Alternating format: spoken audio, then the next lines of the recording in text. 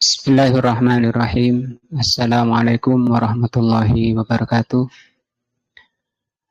Alhamdulillahirabbil alamin wa bihi nasta'in ala umuri dunya waddin. Asyhadu an la ilaha illallah wa asyhadu anna Muhammadan abduhu wa rasuluh.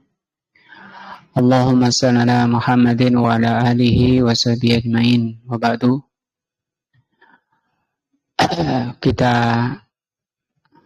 bersyukur kepada Allah Subhanahu wa taala yang telah menghadirkan kita semua di majelis yang terbaik ini, majelis termulia yang ada di muka bumi, yaitu majelis ilmu.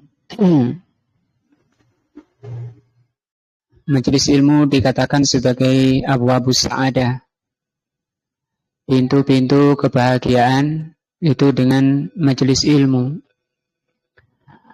Wabwabus salamah, majelis ilmu juga merupakan pintu-pintu keselamatan.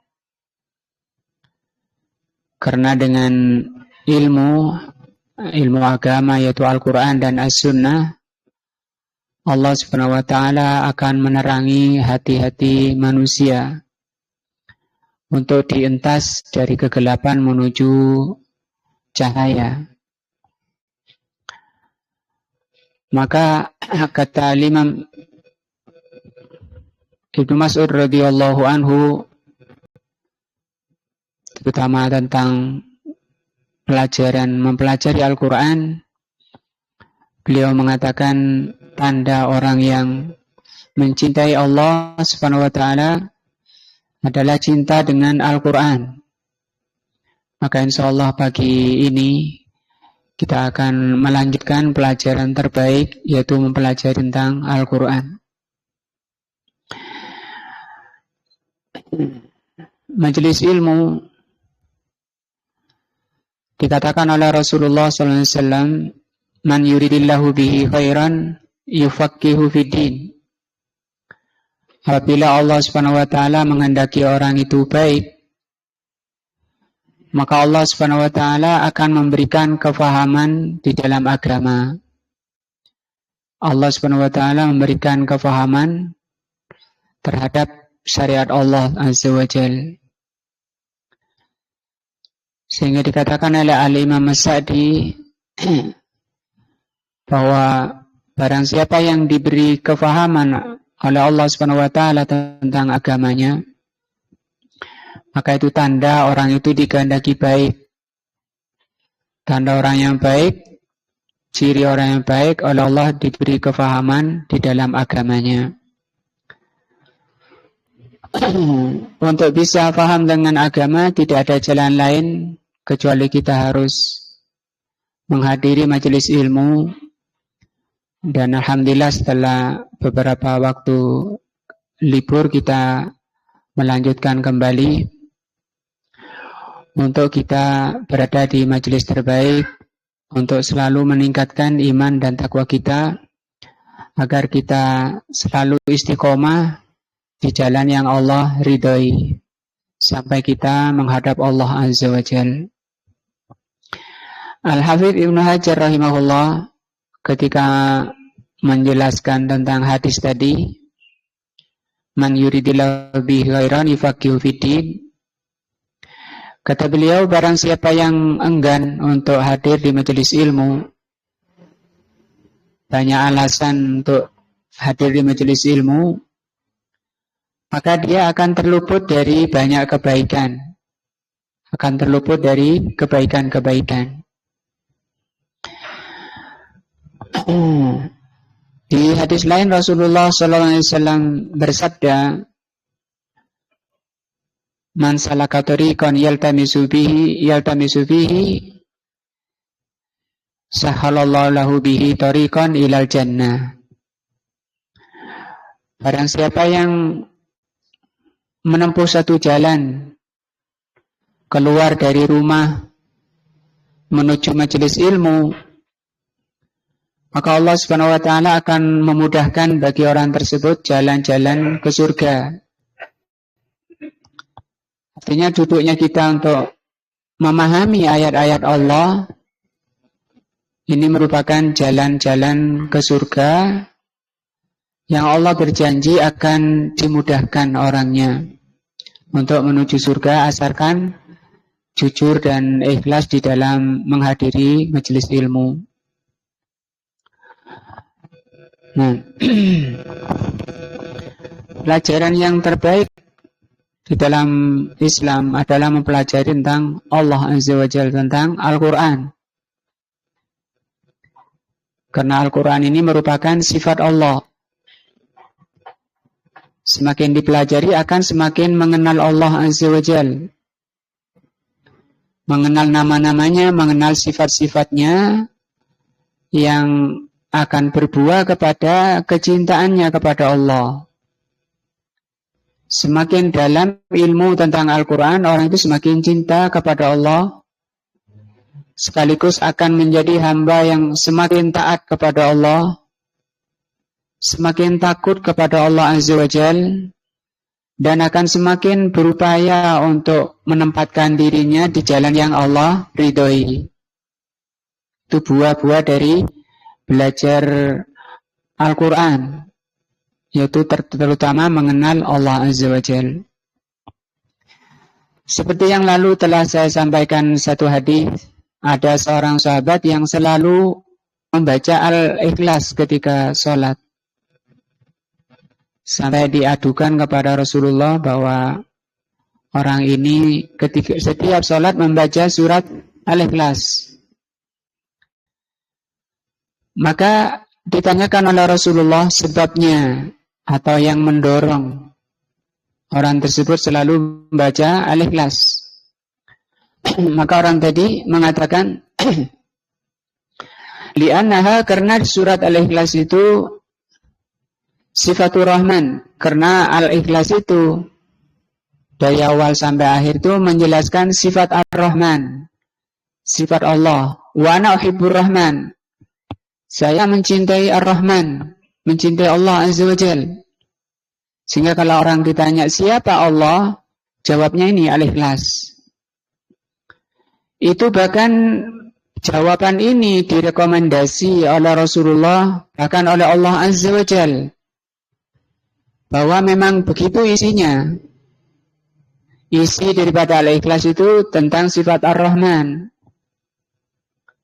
menunjukkan bahwa pemahaman atau pemahaman orang tersebut tentang Al-Quran itu benar. Dan kata Rasulullah, kabarilah orang itu bahwa Allah Subhanahu wa Ta'ala mencintai dia, mencintai orang tadi membaca surah Al-Ikhlas. Kenapa? Karena dia selalu membaca Al-Ikhlas. Kenapa dia selalu membaca Al-Ikhlas? Karena isinya Ar-Rahman, sifat Ar-Rahman, sifat Allah. Intinya semakin kita mengenal Allah, mengenal sifat Allah, akan semakin cinta kepada Allah. Dan itu tujuan tertinggi, tujuan terbaik. Di riwayat lain disebutkan bahwa kabarilah bahwa Allah Subhanahu wa Ta'ala akan memasukkan ke surga orang tersebut. Jadi dua keuntungan besar. Pertama, dicintai oleh Allah. Yang kedua, dimasukkan ke surga. Selamat dari murka Allah dan selamat dari neraka Allah. Nah, ini kan buah daripada memahami Al-Quran. Kembali kepada perkataan Abdullah bin Mas'ud radhiyallahu anhu bahwa orang yang mencintai Allah, cirinya dia suka mempelajari Al-Quran, memahami. Sehingga kata Imam Al-Qayyim, kalau orang itu mengerti tentang makna ayat, kandungan ayat, maka dia akan senantiasa mengulang-ulang walaupun 100 kali dalam satu ayat. Walaupun semalam suntuk, dia akan terus. Bahkan itu lebih baik dari sekedar membacanya, dari sekedar menghatamkannya. Maka mari kita tanamkan dalam diri kita, dalam hati kita kecintaan kepada Al-Quran. Karena dengan Al-Quran ini akan memunculkan benih-benih keimanan. Sementara nilai manusia, derajat manusia di dunia dan akhirat adalah keimanannya. Bukan lainnya, tapi keimanannya. Bukan wajahnya, bukan hartanya, bukan keilmuannya, tapi keimanannya.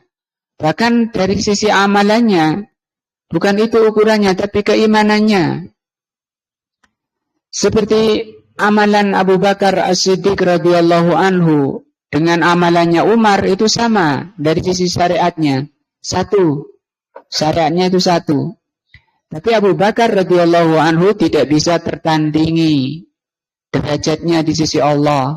Apa yang menyebabkan adalah suatu kata mereka ma waqqara fi qalbihi minal iman. Suatu yang menghujam di hati Abu Bakar berupa keimanan. Nah, maka Al-Quran semakin dipelajari akan memunculkan benih-benih keimanan di dalam diri kita. Makanya Rasulullah berdoa, Allahumma ja'alil Qur'an rabi'a qalbi. Ya Allah, jadikan Al-Quran itu rabi'a. Rabi' itu artinya benih yang bersemi atau kecambah yang bersemi. Begitu ketika Al-Quran itu difahami maknanya, dipelajari maknanya, akan muncul keimanannya. Dan semakin tenang hatinya, semakin bahagia. Dan kata para ulama, jiwa itu, hati itu ya'tosh. Kama ya'toshun nas, bahwa hati itu juga merasakan haus. Sebagaimana badan ini juga merasa haus.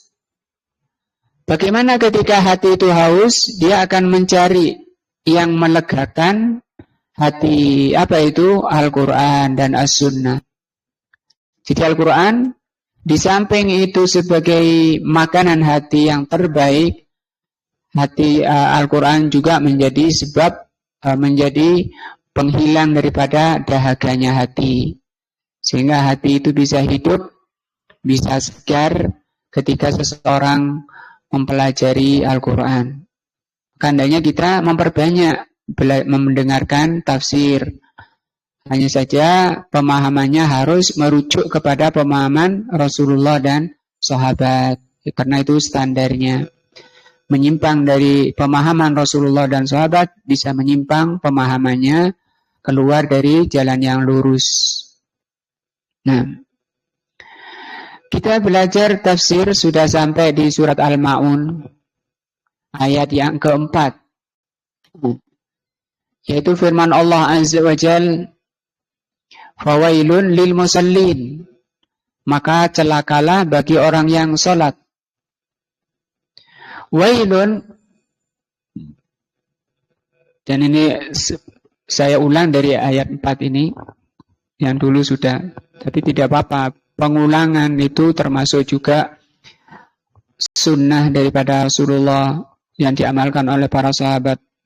Sehingga Mujahid insyaallah itu sampai 100 kali belajar tafsir. Hanya kan sudah diulang-ulang sampai 100 kali.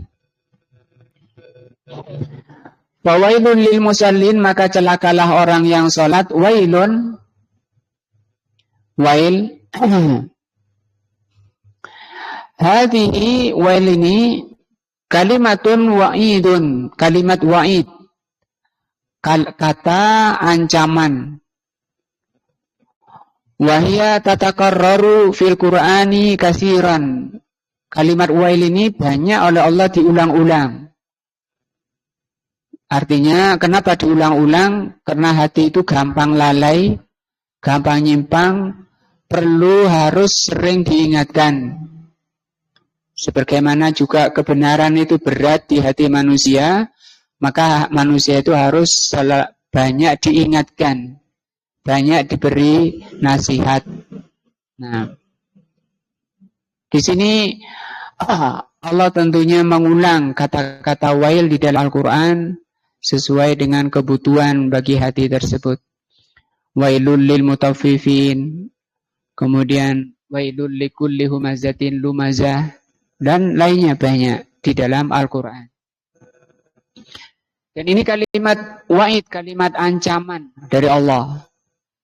Wal makna al-wa'idu asyadid. Makna daripada wail adalah al-wa'idu asyadid, ancaman keras.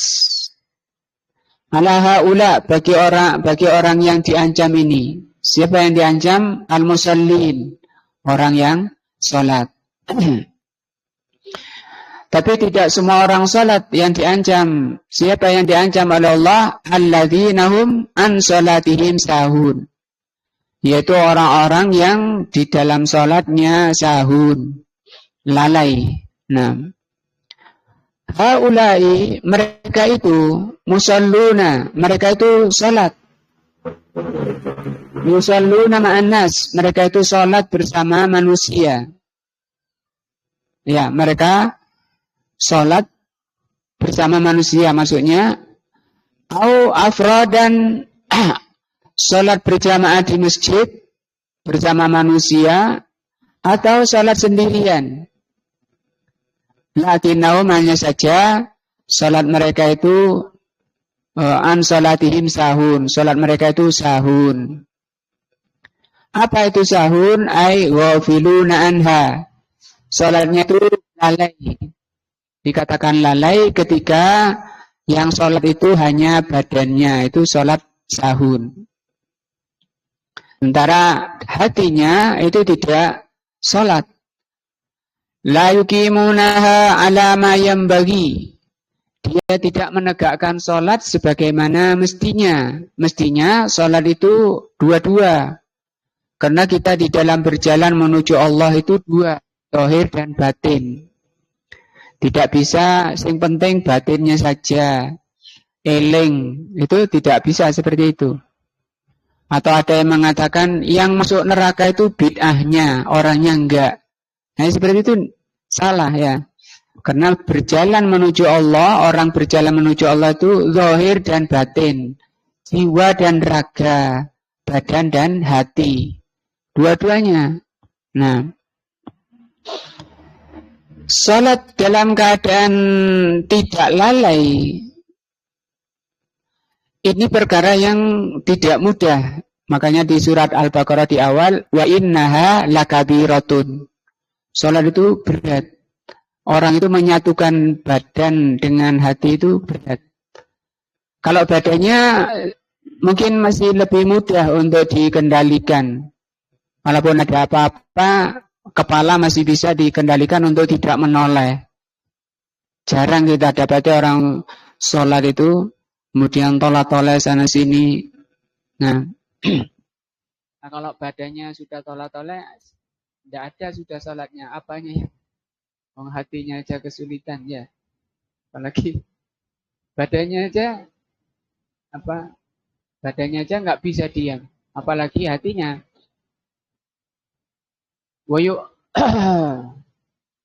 Jadi mereka tidak melaksanakan sholat alama yang bagi, sebagaimana yang dimaukan oleh Allah, yaitu khusyuk.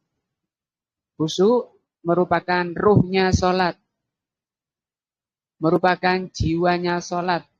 Bagaimana kalau tidak khusyuk, yang disebut di sini ghafilun, yaitu sholatnya mati. Di dalam hadis dikatakan nanti pada hari kiamat dijadikan gombalan sholat itu, kemudian dilemparkan ke wajahnya sebagai bentuk celaan pada orang yang sholat. Biasanya ada pertanyaan, bagaimana ya untuk bisa khusyuk dalam sholat? Maka untuk yang penting di sini diketahui dulu bahwa yang dikatakan sholat khusyuk adalah sholat yang menyatu antara zahir dan batinnya. Kalau hanya zahirnya saja, itu disebut ghafilun atau sahun. Ini yang diancam oleh Allah. Wailun lil musallin, celakalah bagi orang sholat, alladzina hum an sholatihim sahun, yaitu orang yang lalai dalam sholatnya. Apa itu lalai? Tidak hadir atau sholatnya hanya badannya sendiri, badannya saja. Yuakhirunaha anil wakti al-fadil. Mereka diantara termasuk lalai. Kalau tadi hatinya, Yang kedua termasuk dari sahun adalah mereka menunda-nunda dari waktu al-fadil, waktu yang utama. Nah, kenapa dia tunda? Biasanya karena ada tahanan itu, dia tertahan oleh sesuatu yang dia cintai dari selain panggilan Allah Azza wa Jal. Allah memanggil, dia dengar. Tapi dia masih tertahan di situ. Mungkin tangannya ada game, mungkin lagi banyak pembeli karena tokonya masih dibuka. Nah, atau apa kesibukan-kesibukan yang bisa jadi sangat dia cintai. Makanya Allah mengatakan di dalam surat Al-Adiyat, Innal insana lirabbihi lakanut. Sesungguhnya manusia itu, sifat jeleknya manusia itu terhadap Allah itu lakanut. Lakanut itu bangkang, cengkal. Itu sifat jelek. Nah, kenapa manusia punya sifat seperti itu? Di ayat berikutnya Allah katakan, Wa innahu lihubbil khairi lasyadid. Karena dia sangat mencintai dunia, sangat mencintai harta. Lasyadid itu sangat. Kalau cinta harta, cinta dunia itu semua orang pasti, asalkan waras, dia pasti mencintai dunia. Selama tidak membahayakan akhiratnya, tidak masalah. Itu tabiat manusia, memang bawaannya seperti itu. Dan setiap manusia kan memang butuh kepada dunia untuk melaksanakan ibadah kepada Allah, butuh dunia, mau haji, mau sedekah, mau infak, itu pakai dunia. Tapi kalau sampai dikalahkan atau sampai dunia itu mengalahkan akhiratnya, nah itu yang dicela. Tersibukkan dengan urusan dunia sampai akhiratnya terbengkelai. Sehingga Rasulullah mengajarkan doa, Allahumma la taj'alid dunya akbar hammina. Ya Allah, jangan kau jadikan dunia itu paling tingginya cita-cita kami. Wala mablagha ilmina, dan jangan kau jadikan dunia itu tertingginya ilmu kami. Biasanya kan orang bangga kalau ilmunya tinggi. Profesor, doktor, atau S1, S2, S3, S2 lebih bangga daripada S1 dan seterusnya. Padahal itu ilmu dunia. Mengira bahwa kemuliaan, kesuksesan itu dari dunia. Nah, kemudian dia istaghna. Innal insana la yatgha, kata Allah. Sesungguhnya manusia itu selalu melampaui batas. Kapan melampaui batas? Ar-ra'ahu istaghna. Ketika dia merasa cukup dengan hartanya, cukup dengan jabatannya, cukup dengan ilmunya, dan seterusnya, merasa cukup dengan itu. Nah, surah apa tadi? Ar-ra'ahu istaghna. Surat Nahl jami'an. Innal insana layatgha ar-ra'ahu istaghna. Apa? Al-alaq ya? Ya. Iqra sama al-alaq sami nggih. Nah, Innal insana layatgha. Sungguhnya manusia itu layatgha. Ini pakai lamnya itu lam taukid, menegaskan, lam penegasan. Manusia itu mesti seperti itu. Ar-ra'ahu istaghna, merasa cukup. Kenapa orang susah untuk hadir majelis ilmu? Karena tadi ar-ra'ahu istaghna. Itu yang sering menjadi sebab orang sampai nunda-nunda sholat. Bahkan setelah salam dia kayak kepanasan pantatnya langsung berdiri. Tanpa pikir, tanpa wirid, bangun menuju apa? Menuju apa itu? Yang dicintai tadi, yang ditinggal tadi. Datangnya soft belakang, datangnya akhir-akhir, begitu salam, kata orang sekarang lamcing, langsung melencing. Kenapa? Kepanasan di tempat sholat. Kenapa? Dia tertarik cepat oleh sesuatu yang dicintai. Nah, maka kecintaan yang tertinggi adalah mencintai Allah Azza wa Jalla. Kalau yang tertinggi itu Allah yang paling dicintai, maka dia berat untuk berpisah dengan Allah Azza wa Jalla. Sehingga sholat itu menjadi penyejuk hatinya. Sebagaimana itu menjadi sifat Rasulullah SAW dan telah dirasakan oleh Rasulullah SAW. Dia kalau sudah berdiri, betah lama-lama sampai bengkak kakinya. Beliau tenang dengan sholat. Beliau sampai mengatakan, waju'ilat qurratu aini fis sholah. Allah jadikan penyejuk hatiku dalam sholat. Nah, kalau kita penyejuk hati kalau keluar dari sholat ya. Sholat ingin segera keluar. Nah, dari sholat ingin segera berhenti, ingin segera pindah urusan lain. Padahal urusannya tidak lebih tinggi dari nilai sholatnya ya. Coba dilihat, baca keutamaan atau pahala besar orang yang membaca zikir setelah sholat. Baca subhanallah, subhanallah, alhamdulillah, alhamdulillah, Allahu akbar, Allahu akbar. Kalau dibaca dengan benar, dengan khusyuk, hadir hatinya ketika membaca subhanallah, subhanallah, alhamdulillah, hadir hatinya, bukan hanya lisannya. Maka kata Rasulullah SAW akan diampuni dosa-dosanya. Walaupun sebanyak buih di laut. Tapi gimana kalau bacanya subhanallah, subhanallah, subhanallah, alhamdulillah, alhamdulillah, alhamdulillah, alhamdulillah, berlebar, kan nggak jelas jadinya. Ingin segera selesai. Nah,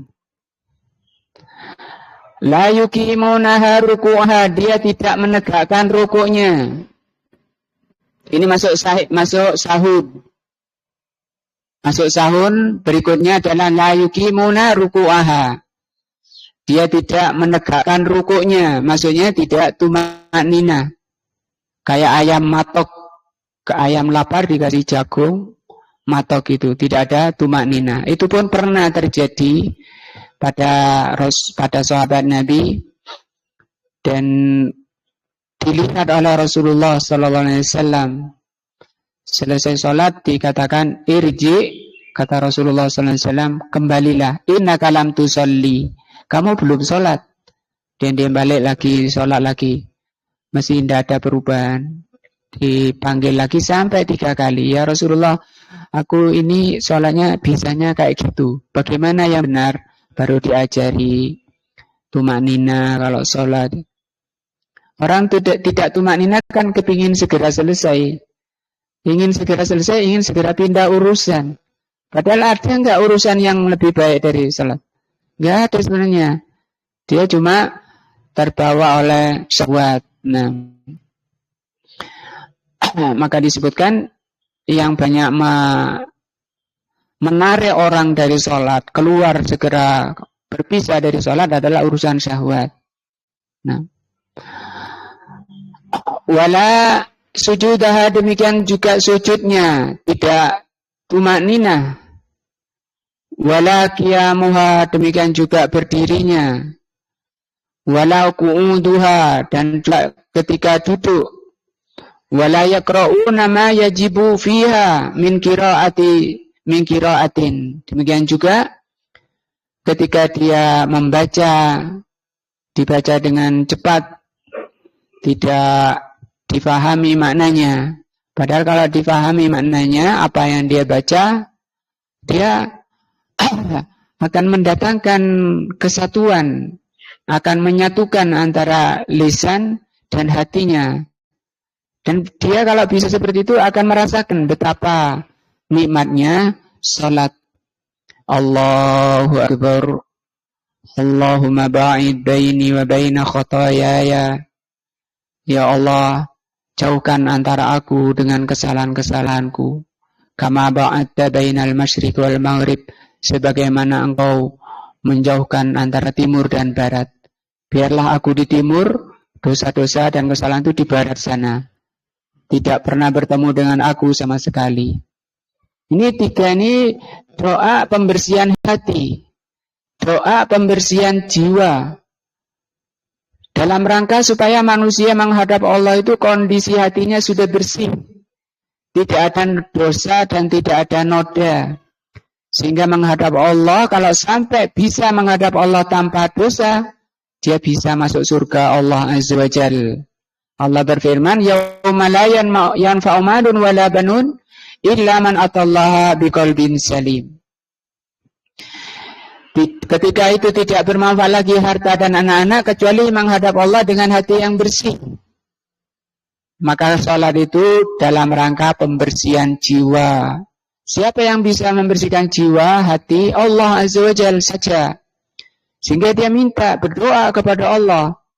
Ya Allah, jauhkan antara aku dengan noda-noda, dengan dosa-dosa, kesalahan-kesalahan, sebagaimana Engkau menjauhkan timur dan barat. Jarak yang tidak pernah ketemu timur dan barat itu, selamanya ya. Nah, biarlah kesalahan-kesalahan itu di barat, aku di timur. Dan kalau aku di barat, biar kesalahan di sana. Jangan dipertemukan. Nah, Allahumma nakkini min khotoyaya kama yunaqqas thawbul abyadu minad danas. Ya Allah, bersihkan dosa-dosa yang telah aku lakukan sebagaimana Engkau membersihkan kotoran yang menempel di pakaian putih. Nah, ini juga pembersihan yang kalau tadi itu belum dilakukan karena dosanya masih di barat. Kalau ini sudah dia lakukan karena setiap manusia itu pasti berbuat dosa. Pasti berbuat salah. Tapi dengan asalkan ikhlas membacanya, hadir hatinya, pasti Allah akan membersihkannya. Allahumma silni, ya Allah, cucilah kesalahan-kesalahan saya. Kama bilai wasalji wal barat. Cucilah kesalahan saya itu dengan air, dengan es dan salju, suatu yang dingin. Kenapa? Karena kata Syekhul Islam, dosa itu menyebabkan dosa itu sifatnya panas, akan mengantarkan orang ke dalam neraka yang panasnya 70 kali lipat daripada api dunia ini. Suatu yang panas itu akan lebih cepat dingin kalau dicuci dengan suatu yang dingin. Apa itu? Al-ma'u wassalji wal barat, yaitu air, es, dan salju. Dibaca setiap sholat. Cuma mungkin seringnya setiap kita karena sudah kadung hafal, sudah biasa, tanpa menyadari apa yang dia baca.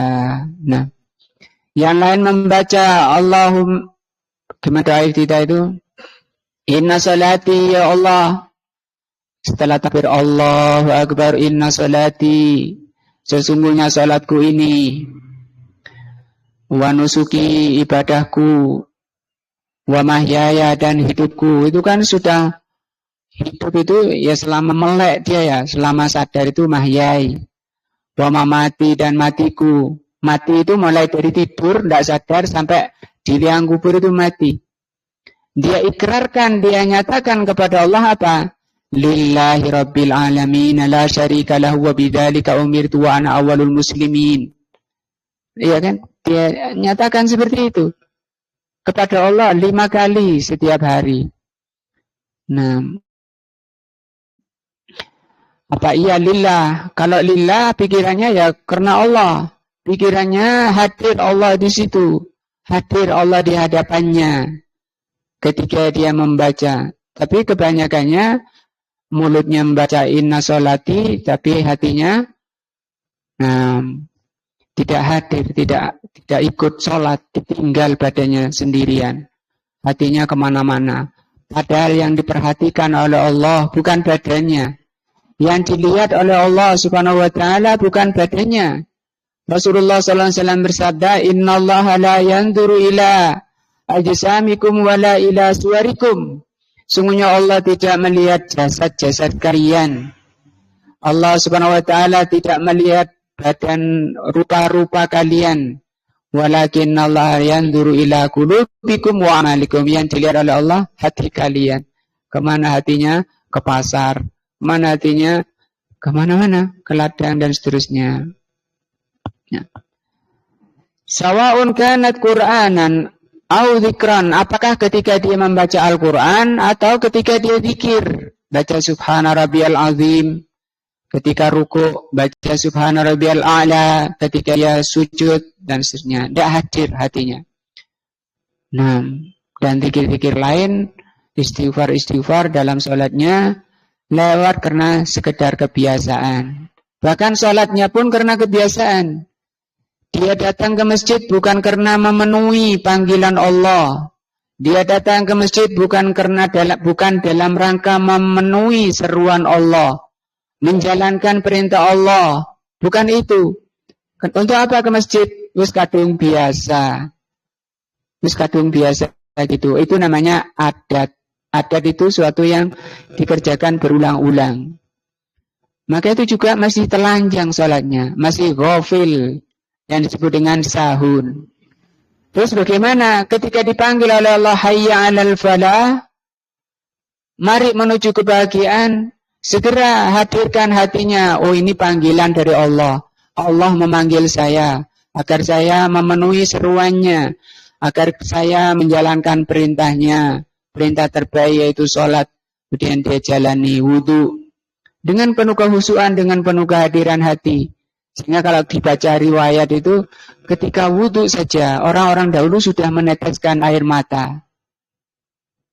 Haru, hikmah, hadir hatinya. Kenapa hadir air mata, meneteskan air mata? Di situ terkumpul di hatinya penuh harap. Ya Allah, terimalah wudu saya. Penuh cemas, ya Allah. Jangan sampai sholat saya, wudu saya ini Engkau tolak, ya Allah. Seterusnya. Apabila dia berwudu seperti itu, kata Rasulullah SAW, ketika dia mengusap wajahnya, maka jatuh berguguran dari wajahnya dosa-dosanya bersama tetesan air sampai tetesan air terakhir. Berguguran dosa-dosa yang dilakukan oleh lisannya, berguguran dosa-dosa yang dilakukan oleh matanya bersama tetesan air. Ketika dia mengusap, membasuh tangannya, keluar dari tangannya dosa-dosa yang dia lakukan ketika sebelumnya. Seterusnya, sampai ketika dia selesai sholat, selesai berwudu, kemudian dia membaca doa selesai wudu, maka kata Rasulullah SAW, maka dia sudah bersih dari dosa-dosanya, dan dia sudah dipersilahkan untuk masuk surga. Silakan memilih dari 8 pintu surga Allah Azza wa Jal. Itu kalau apa? Hadir hatinya. Dan cara wudunya benar sebagaimana dicontohkan oleh Rasulullah SAW. Idza dakhala fi salatihi, namun apabila seseorang masuk dalam salatnya, huwa ghafilun, dia dalam keadaan lalai, qalbuhu yatajawwalu yaminan wa shimalan, hatinya toleh-toleh ke kanan dan ke kiri. Sampai barang-barang hadir. Memang kata Rasulullah, setan datang. Dan ya'ti syaitan datang mendatangi orang yang baru takbiratul ihram. Yudzakiru hadza, diingatkan ini, diingatkan itu. Sampai yang enggak hadir di luar sholat itu bisa hadir. Perkara penting bisa hadir ketika sholat. Nah, dan dia kadang nuruti apa yang muncul tersebut. Maka untuk supaya terjaga ruhnya sholat, jangan dituruti, saya sedang sholat. Nah, kembali ke bacaan sholatnya, difahami bacaannya, saya sedang sholat. Karena Allah, kata Rasulullah, Allah Subhanahu wa Ta'ala itu selalu menghadapkan wajahnya pada orang yang sholat sampai orang itu menoleh. Kalau sudah menoleh, maka Allah pun menoleh dari orang yang sholat. Mungkin kalau wajah itu jarang yang menoleh, tapi di antara tafsir hadisnya, hatinya yang menoleh kanan kiri. Seperti dikatakan di sini, qalbuhu yatajawwalu yaminan wa shimalan. Hatinya menoleh ke kanan dan ke kiri. Fahuwa sahin, maka itulah yang disebut dengan sahin. Sahin tadi sahun, orang yang lalai. An salatihi. Wa hadza madmumun, maka ini tercela. Maka ini tercela, terkena ancaman ini.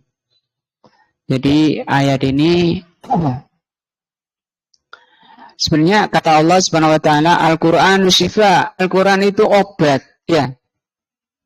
Lima fis sudur. Obat bagi penyakit hati. Tadi sahun itu perginya hati kemana-mana ketika sholat itu termasuk penyakit. Maka supaya hilang penyakitnya harus diobati dengan Al-Quran. Bagaimana cara mengobatinya? Membaca Al-Quran, terutama ayat-ayat seperti ini. Setiap orang mungkin tidak sama. Ada yang jarang sekali hatinya hadir ketika sholat. Kalau dia sadar bahwa dirinya ini kena penyakit sahun seperti ini, maka dibaca ayat-ayat seperti ini. Jangan sekali berulang-ulang sampai benar-benar hilang penyakitnya itu. Walaupun obat badan kan seperti itu. Dokter itu ketika mendiagnosa pasien atau orang yang sakit, maka dilihat, oh orang ini butuh 1 tablet saja, butuh 1 tablet saja yang isi 10, cukup ini.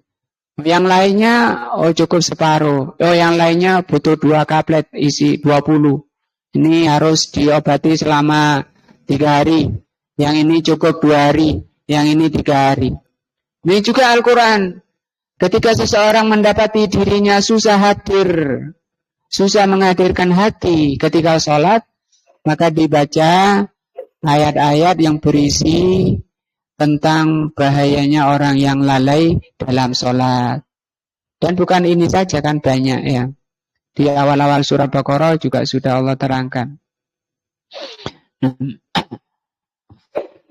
Wa alladzi yasfu anis salati.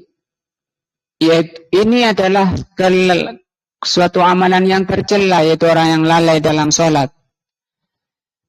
Nah, wa yaghfilu anha wa yatahawunu biha, dan disebabkan karena dia melalaikan perkara sholat. Nah, tadi waktunya ditunda-tunda,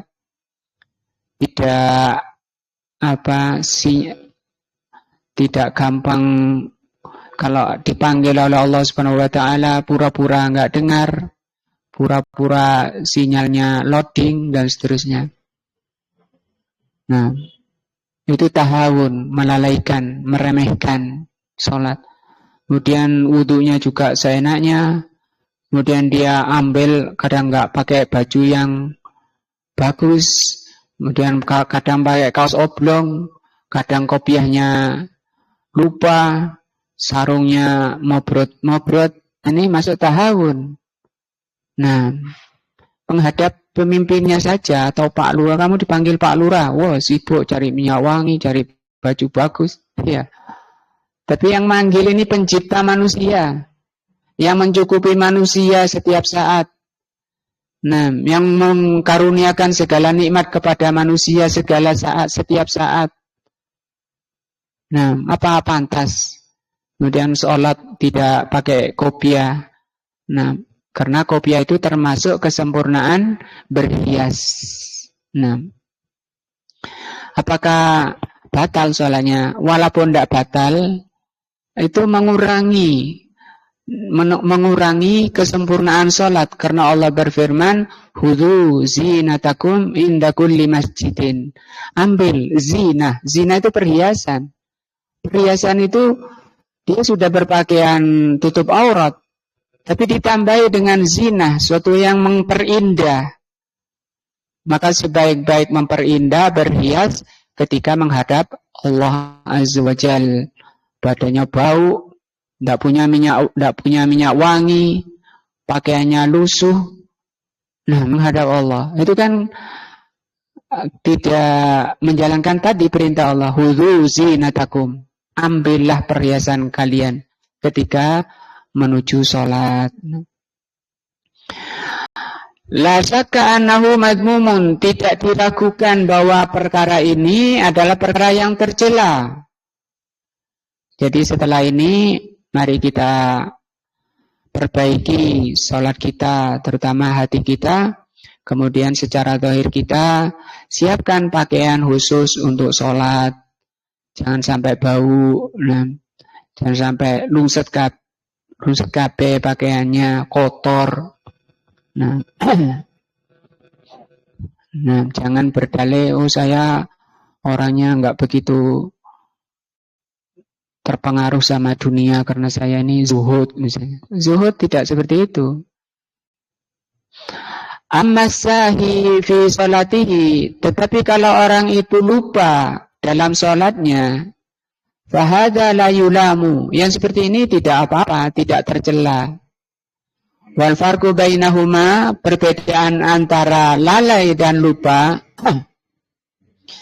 anna sahi fi salati maknahu, bahwa orang yang lupa dalam sholatnya, annahu nasiya syai'an, yaitu lupa sesuatu dalam sholatnya. Misalnya nasiya adadar rakaat, misalnya lupa tentang jumlah rakaat. Saya rakaat keberapa ya?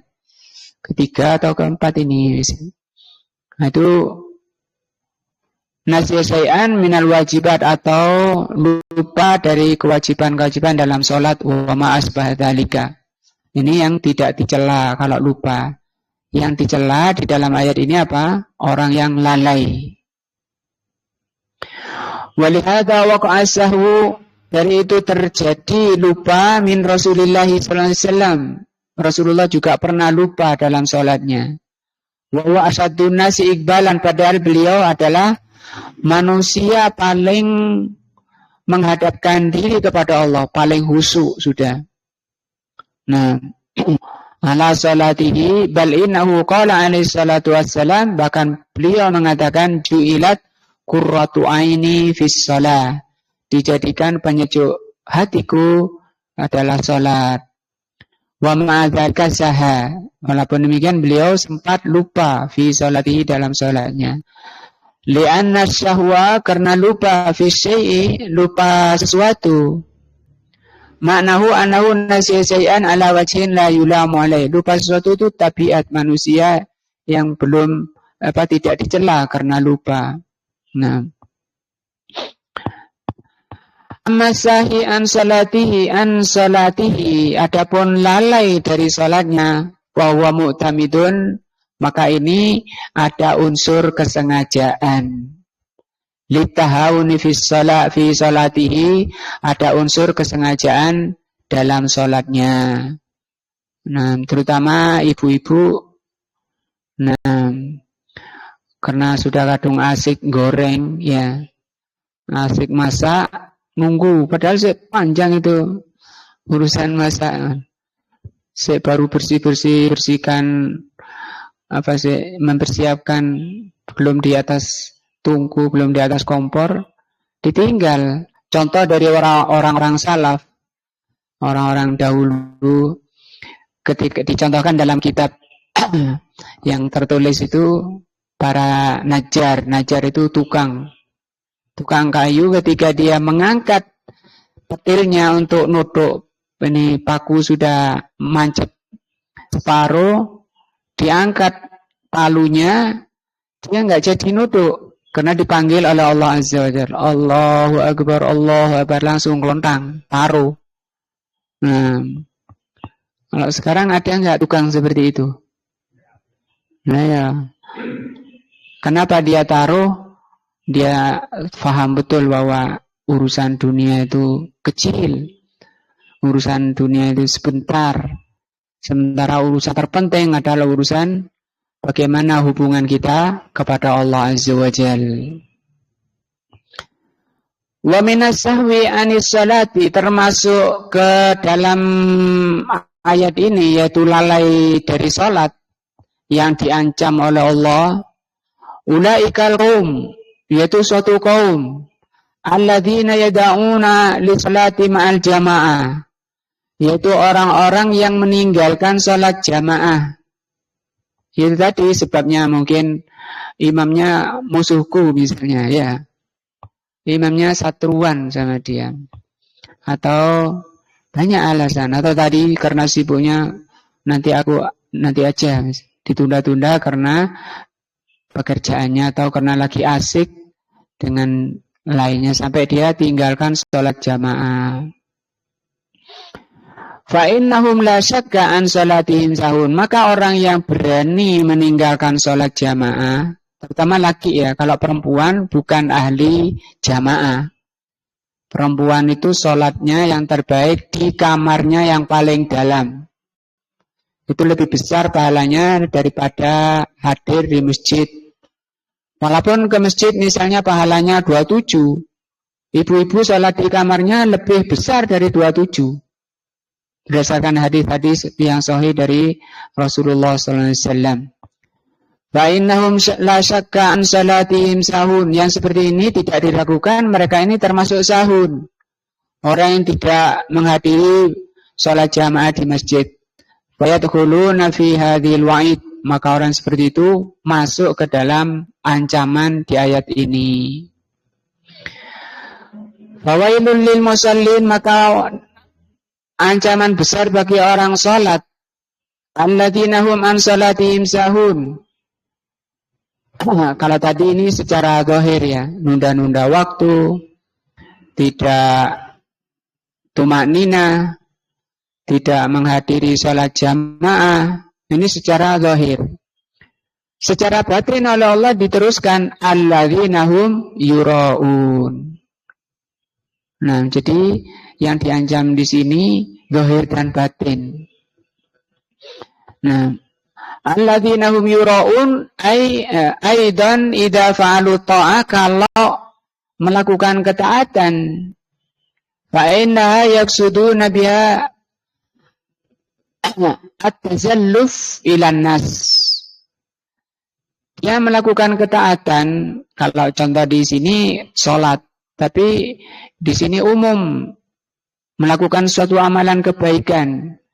Dia maksudkan melakukan ketaatan itu at-tazalluf. Tazalluf itu ingin dekat atau ingin didekati oleh manusia, supaya dia dianggap orang yang taat, orang cedok masjid, orang ahli ibadah. Sementara orang kampung memang sudah mengakui seperti itu. Dan dia wibawa di kampungnya karena tidak ada di kampungnya yang seperti itu. Nah, cuma ini yang tahu hanya Allah dan dirinya. Nah, wa ayyakuna lahum qimatan wa ayyakuna lahum qimatun fil mujtama. Dia maksudkan dengan sholatnya yang memperbagus sholatnya agar dia punya posisi di masyarakat. Qimah itu nilai ya. Agar dia punya posisi di masyarakat, menjadi orang terpandang atau dianggap sebagai tokoh masyarakat. Laisa qasduhum at-taqarrub ila Allah. Dia beribadah atau menjalankan ketaatan tidak bermaksud untuk mendekatkan diri kepada Allah. Fahadzal mara'i yatasaddaqu min ajli an yakulan nasu ma akramahu. Dia lakukan supaya orang mengatakan orang ini bagus sekali. Wa hadzal musalli yuhassinu salatahu, sehingga dia memperbagus salatnya. Dan ini yang disebut dengan syirik kecil ya, atau syirkul khafi. Khafi itu samar. Syirik itu ada syirik besar, ada syirkul khafi. Khafi itu samar. Innama akhwafu alaikum syirkul khafi. Kata Rasulullah, yang paling aku khawatirkan menimpa kalian syirkul khafi. Syirik yang samar. Wama syirkul khafi ya Rasulullah. Apa itu syirik yang samar ya Rasulullah? Kata Rasulullah, syirik khafi itu seperti semut hitam di atas batu hitam di tengah kegelapan malam. Bagaimana itu? Kata beliau, orang itu sholat. Dan ketika ada orang melihatnya, dia perbaiki sholatnya. Supaya terlihat oleh manusia bahwa dia sholatnya baik. Nah, min ajli an yakulan nasu ma'ahsanu sholatahu. Betapa bagusnya sholatnya orang ini. Wa ma'asbah dzalika. Nah, Haula yuraun, mereka ini orang-orang yang riya. Nah, fa aslul ibadati lillah, maka asal ibadah yang diterima oleh Allah yang bermanfaat pada orangnya itu lillah, harus lillah. Dia katakan dalam salatnya tadi ya, inna salati, sesungguhnya salatku apa? Lillah. Nah, saya nggak tahu kalau cuma lisannya lillah itu apa artinya, Pak. Karo wis pokoknya apal. Nah, lakin yuriduna ma'a dzalika an yahmaduhumun nasu 'alaiha. Dia ikhlas karena Allah tapi juga ingin dipuji orang. Sama salatnya ikhlas, tapi dia juga ingin dipuji orang. Itu namanya syirik, ya. Syirik itu kan sekutu. Dia ingin pujian Allah, ingin pujian manusia. Wa yataqarrabuna ilan nas, supaya lebih dekat lagi kepada manusia. Berlaku di kalangan manusia. Nah, biar orang memuji dan orang-orang dekat padanya.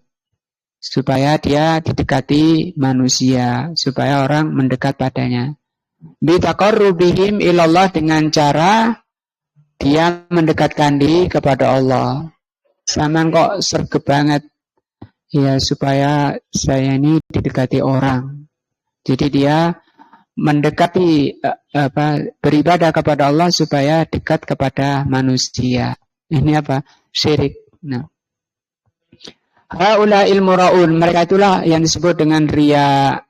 Amma man yusalli li ajlin nas, kalau adapun orang yang sholat karena ingin manusia, ingin pujian manusia semata, bimana annahu yusalli baina yadil malik masalan aw ghairihi yahda'u lahu ruku'an, seperti misalnya dia sujud rukuk di depan tuannya, di depan rajanya. Nah, dengan rukuk-rukuk, sujud-sujud, karena banyak kita saksikan terutama di Indonesia ya, sampai sujud pada manusia, pada ibunya, pada gurunya, merangkak dari jauh mau mendekati gurunya, mendekati kiainya. Bahkan walaupun kuburannya ya, kuburan walinya itu dari jauh. Nah, mungkin 200 meter dia merangkak turun, ngesot. Nah, kenapa? Karena dia khudu. Dan itu tidak pernah dilakukan ketika menuju masjid. Ada enggak orang masuk masjid merangkak gitu? Enggak ada. Tapi kalau orang masuk ke kuburan yang dikeramatkan, itu banyak. Bisa dilihat di kitab-kitab, banyak penjelasan seperti itu. Pertama di dalam kitab Ighathatul Lahfan, yaitu orang-orang yang terfitnah dengan kuburan. Bahkan kalau naik mobil harus ngebel ya.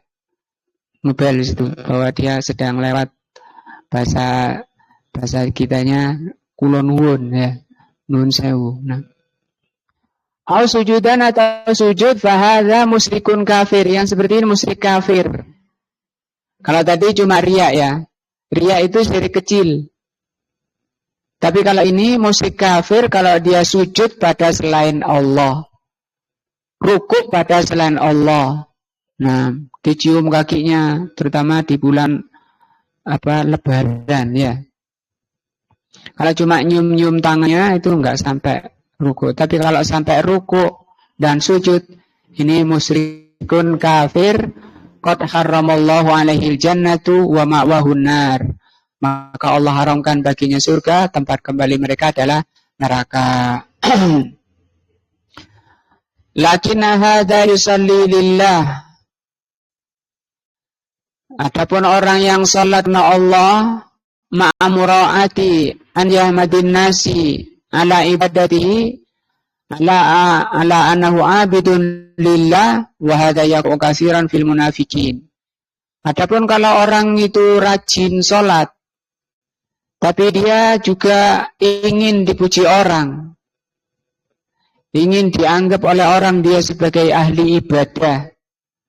Nah, sampai ketika berangkat ke masjid disuarakan, ditampakkan suaranya. oh ini lagi berangkat ke masjid. Nah, kata beliau, supaya diakui oleh manusia bahwa dia abidulillah, abid itu orang rajin ibadah. Wa hadza yaqa'u katsiran fil munafikin. Makni merupakan sifat dari munafikin. Nah, yang benar yang mana nih kok? Tadi musyrik, riya, nah ini munafik. Nah, ada 3 ya. Tadi riya, syirik kecil. Yang kemudian musyrik kafir. Yang ketiga, munafik. Nah, kama qala Allah Ta'ala, sebagaimana firman Allah, wa idza qamu ila sholati qamu kusala. Mereka itu munafik itu kalau berdiri salatnya malas, berdirinya menclek. Nah, malas. Namanya orang malas, bajunya nggak rapi, ya, sarungnya nggak rapi. Itu kan karena malas, berdirinya menclek lagi. Sambil mainan, sholat sambil mainan tangannya. Ya lihat aku banyak gerak. Kata Allah, yura'unan nas. Mereka itu ingin dilihat manusia. Wala yadhkurunallaha illa qalila. Mereka tidak berzikir kepada Allah kecuali sedikit saja. Allah terangkan dengan sifat ibadahnya munafik seperti itu. Ayat-ayat tadi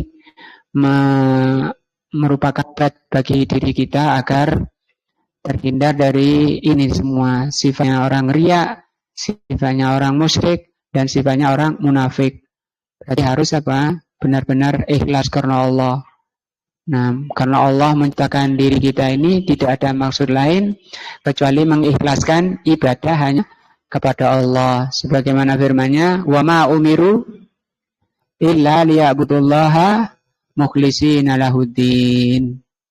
Dan kita lanjutkan pertemuan berikutnya, mudah-mudahan bermanfaat, membersihkan hati-hati kita, memberi semangat kita untuk terus meningkatkan iman dan takwa kita kepada Allah Azza wa Jalla. Subhanakallahumma bihamdika asyhadu an la ilaha illa anta astaghfiruka wa atubu ilaika. Wassalamualaikum warahmatullahi wabarakatuh.